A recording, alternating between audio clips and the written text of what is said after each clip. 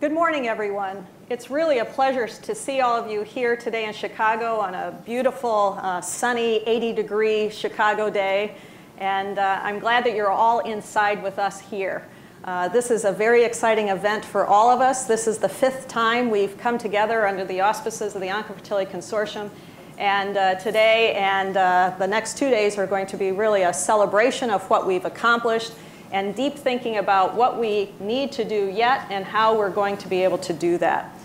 So welcome to all of you to this meeting. I want to welcome all of our partners who are joining us through the online Adobe Connect.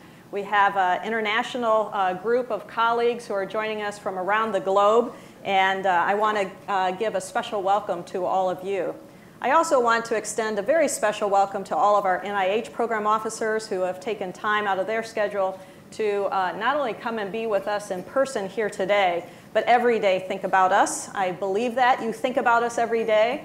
And they have just been extraordinary partners in this consortium.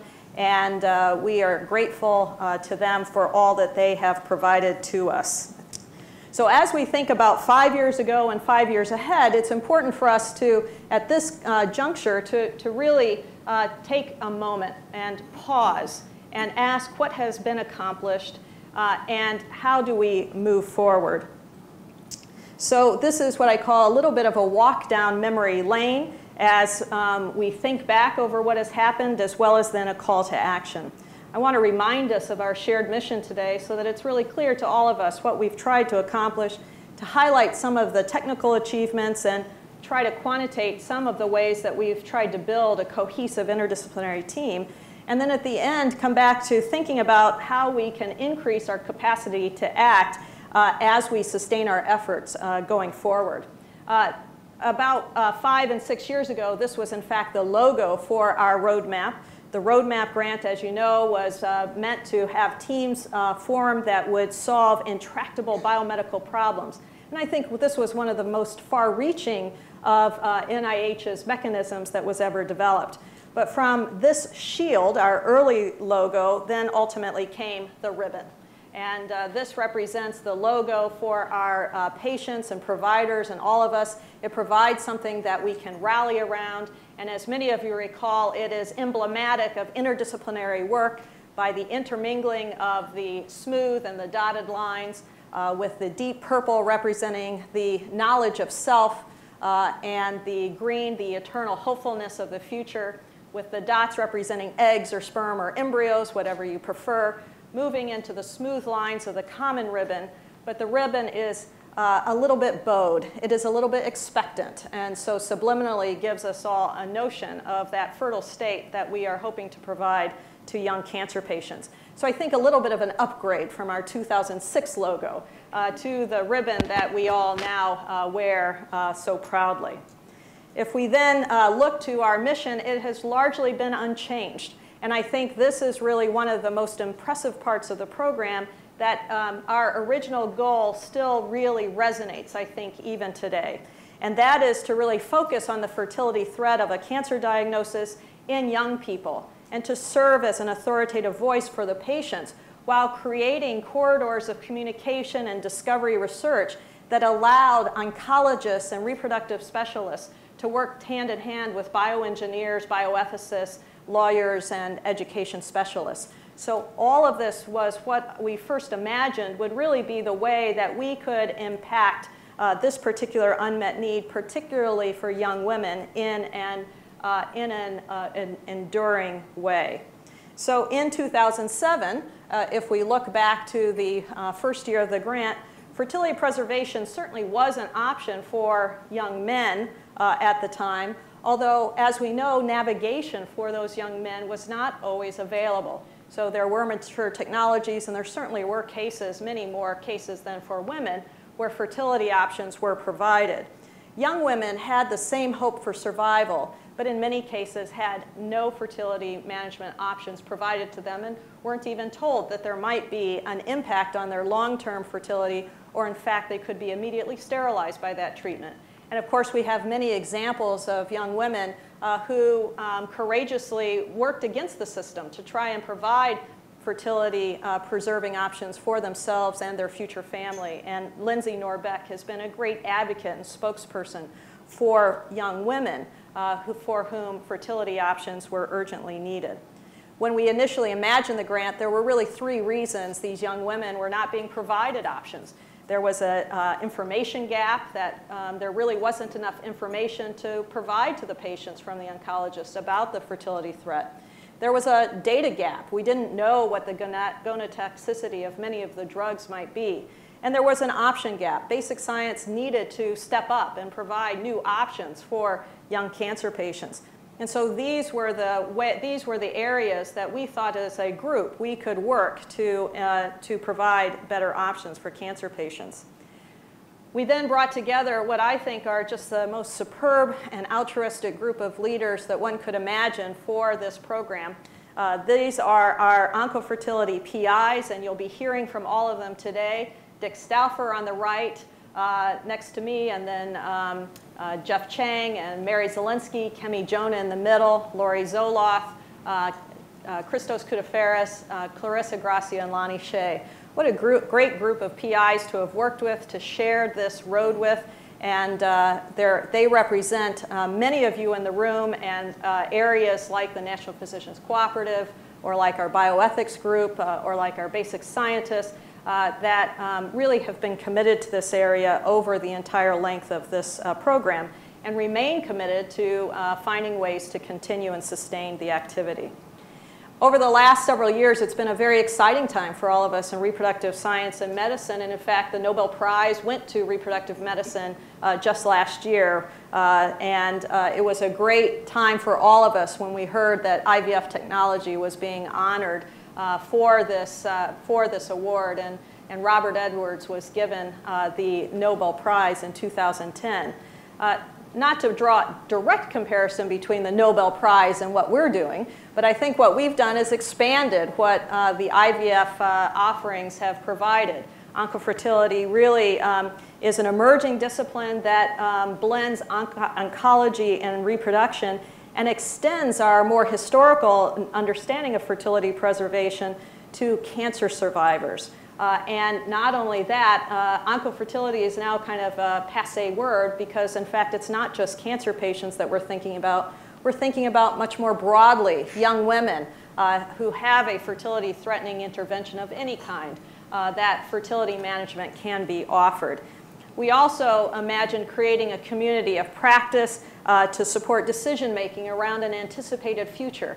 This is really a very novel area of work, and our group in the humanities and social sciences have really been on the cutting edge of thinking about how to talk about decision-making in this era, in this time when you're really thinking about an existential crisis associated with your own mortality, but also thinking then about that anticipated or hoped-for future.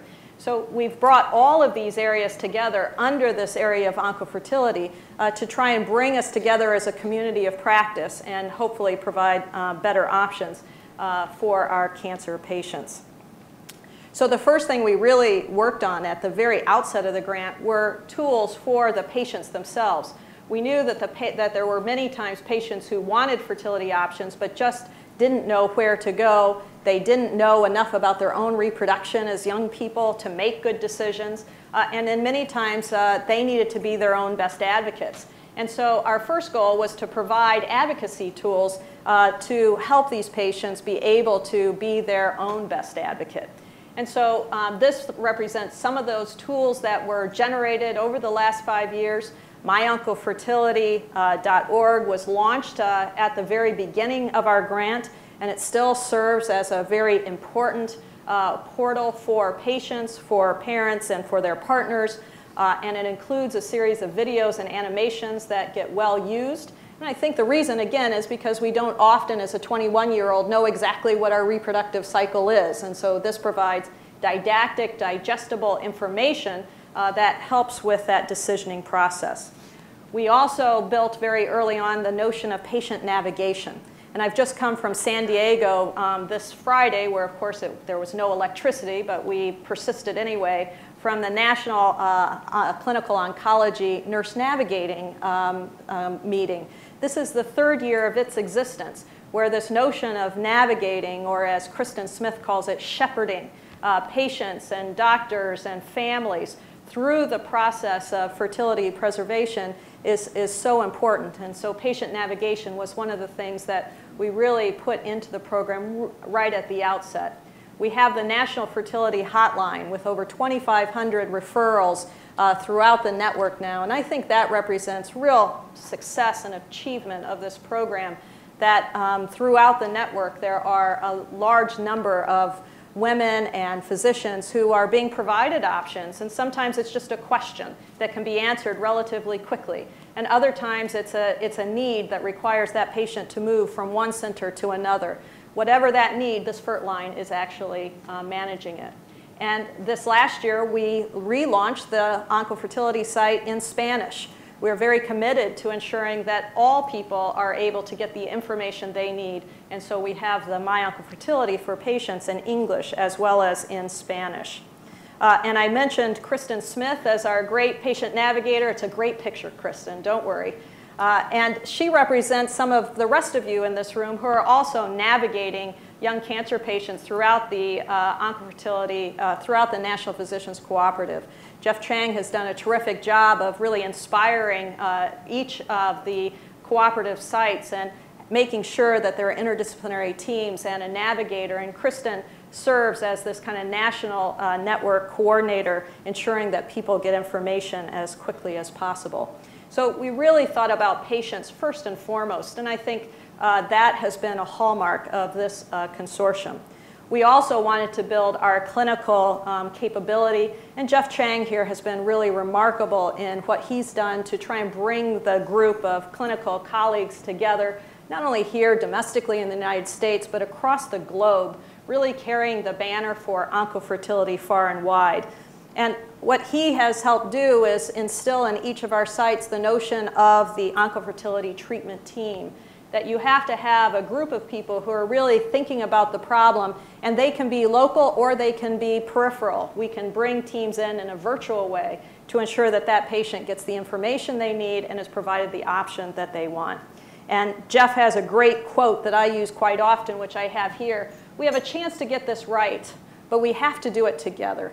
And that's such a simple phrase, but I think so powerful, and something that in science and medicine we sometimes think too much autonomously.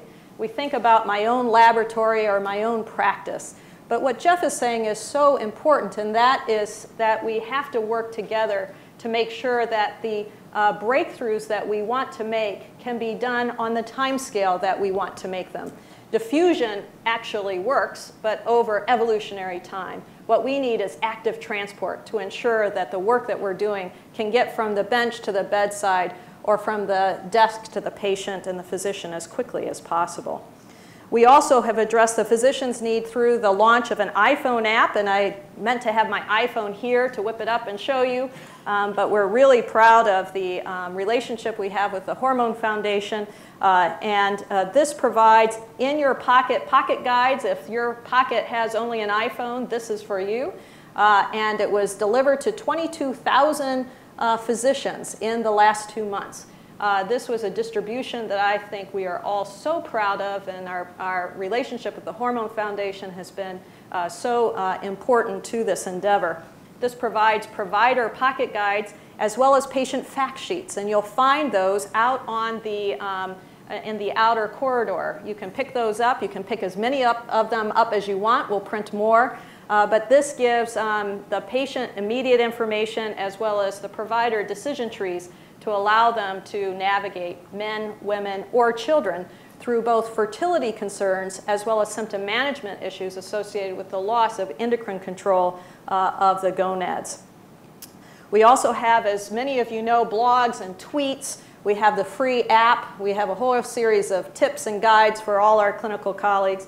And I hope all of you set your RSS feeds to the blogs. We try to highlight as much of what you're doing in the consortium as we possibly can. There is, in fact, a Twitter campaign going on with this meeting. And so if you are a Twitterer, please retweet. Did I say that right? Hopefully I said that right. We had a Twitter campaign associated with the launch of the Pocket Guides and the iPhone app. at ASCO this year, as well as at the Endocrine Society. And so these are really good opportunities for us to get the word out, and we hope that this will be also at ASRM later this year. In order to really ensure that there was a cooperation between the various clinical sites and the patient needs, we started really with 4 sites and very rapidly built up to now over 66 sites around the nation, and as I mentioned, globally. And you can see some of the distribution here. This is a lot of effort on Jeff and his group's part to try and keep all of these groups active and keep the IRBs all up to date. But part of what we rely on is the common good, the altruism that every cooperative site has in providing the appropriate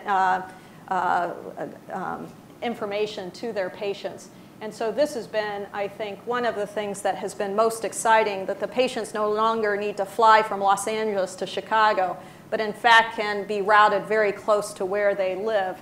This was really our goal at the beginning, and the fact that today we can say that most of the patients can stay close to where they are, I think is a real achievement for this group, and I think something you should all be very, very proud of. This group has also tried to address the information exchange need by, as you know, publishing our first book on oncofertility right at the same time as we got the grant. This was back in 2007. And so that was an amazing achievement. As you're writing a grant, you're also getting a book out. This was on the basic science. This was really the state of the knowledge in 2007, which I'll tell you was really sometimes very thin. But it's still a good book, and it still resonates in many ways with the state of the knowledge, both at that time, and there are still questions that we have to address today. We follow that with a book on the humanities and ethics, the law and religion. And this was co-edited by Lisa Campo-Engelstein and Sarah Rodriguez, Lori Zoloth, and myself.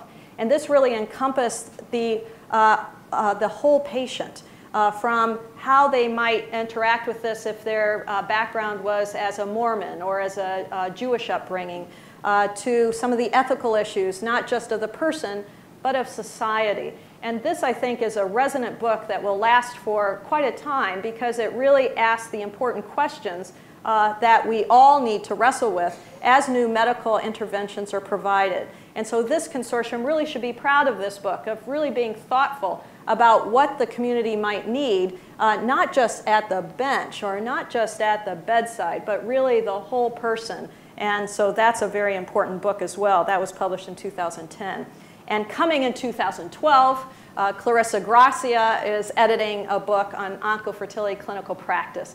And this should be the most up-to-date volume of clinical activity that we can deliver here at the termini of this particular grant, and as we look forward to the next series of opportunities.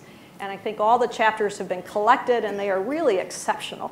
And so we look forward to getting this 3rd volume from this group into the hands of the practitioners. And I think that really has addressed a critical need. During the last 5 years, there have also been strong society practice guidelines, and we have to thank our clinical colleagues, Christos Koudaferis, Clarissa Gracia, Jeff Chang. They have really been at the forefront of their societies, making sure that strong practice guidelines are insisted upon, from ASCO to ASRM to our pediatrics associations. And the Endocrine Society will hopefully be coming up with their practice guidelines in the next year. So when we started, there really were very tepid guidelines, and now those have been amplified and codified by each of these societies, which is so critical to the momentum that I think has been built.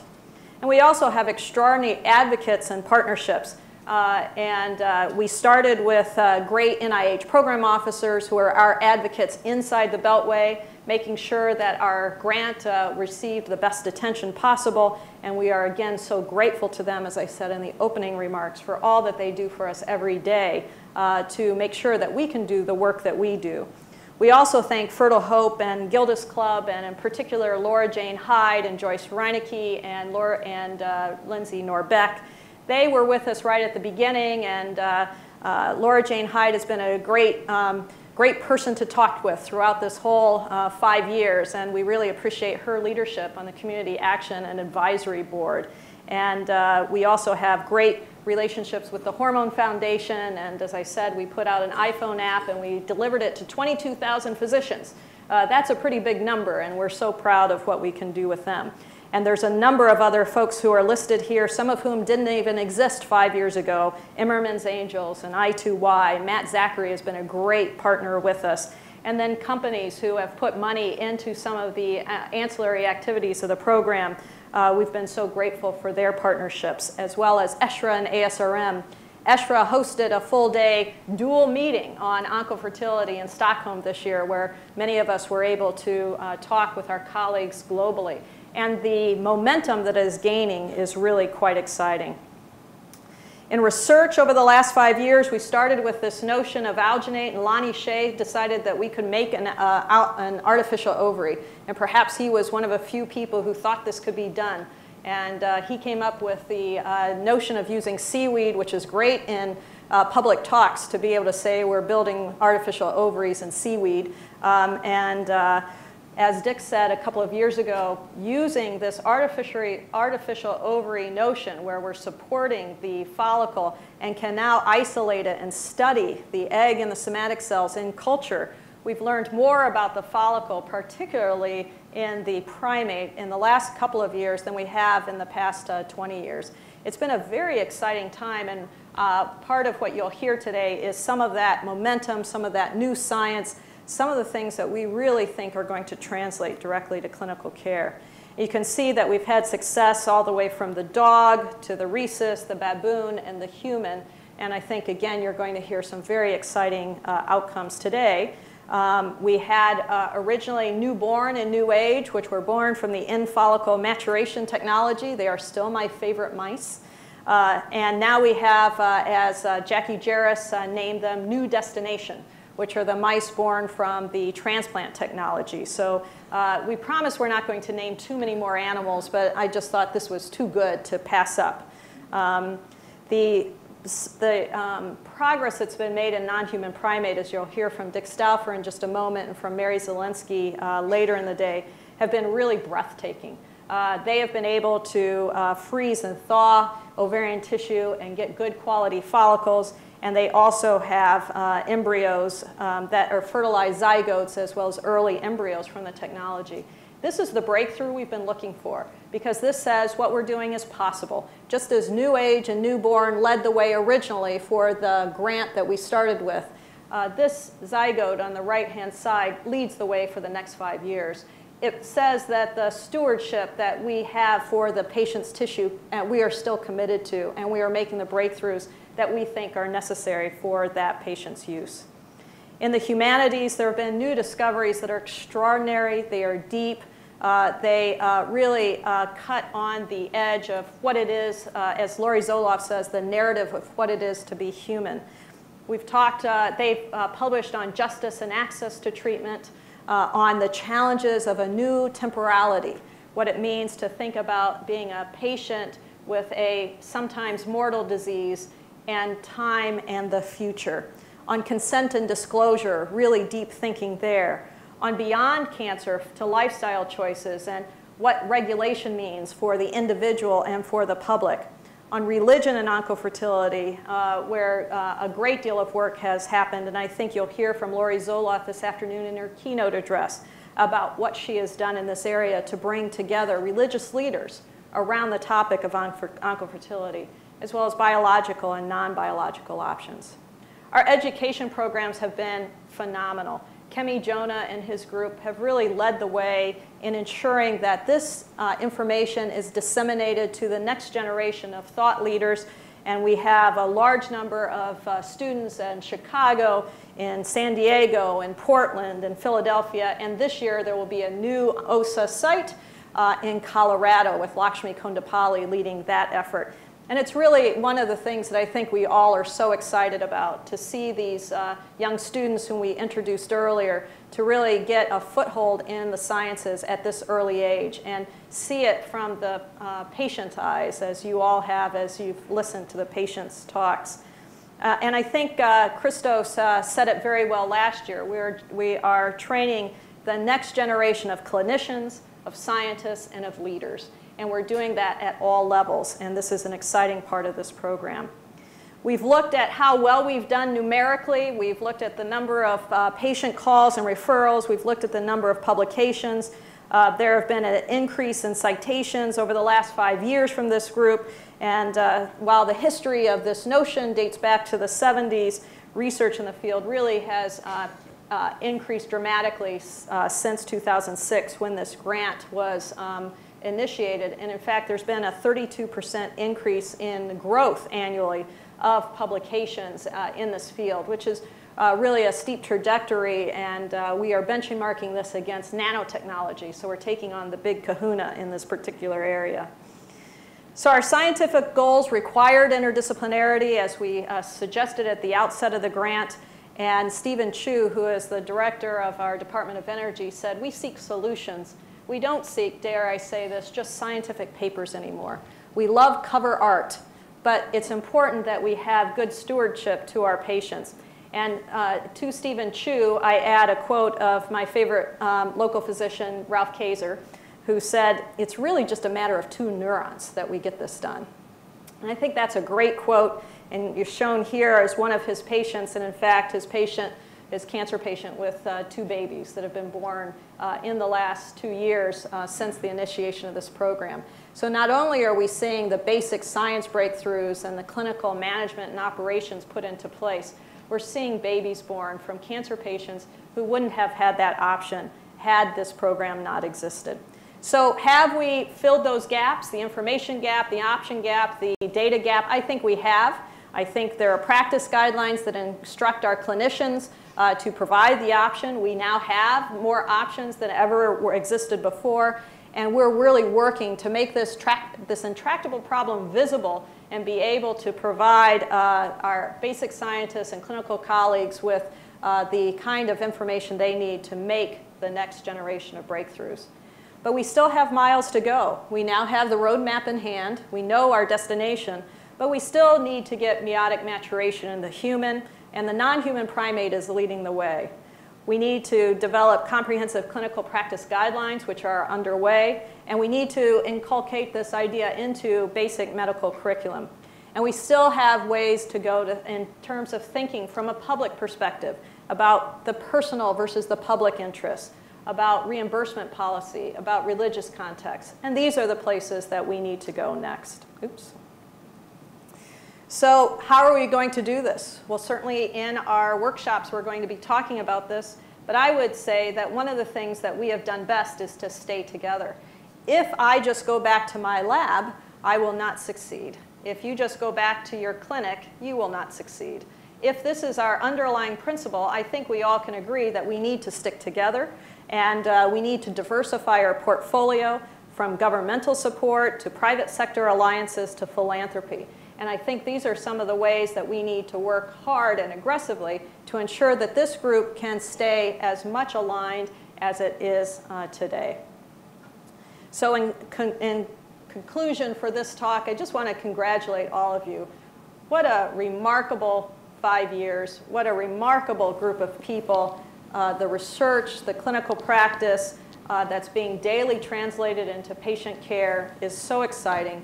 Every one of you has made a real difference in the life of cancer patients. And my next slide would be to simply thank all of you, and it has the list of all of our support, including the NIH and the H Foundation, a group of philanthropists who have supported this meeting, our division, and an R13 conference award that Charisse Lamar has worked to the bone to make sure that we had money so that we didn't have to have the one-day meeting of last year, but we could have the 3-day meeting of this year. And to all our PIs, this is just a remarkable ride, and I look forward to the next 5 years.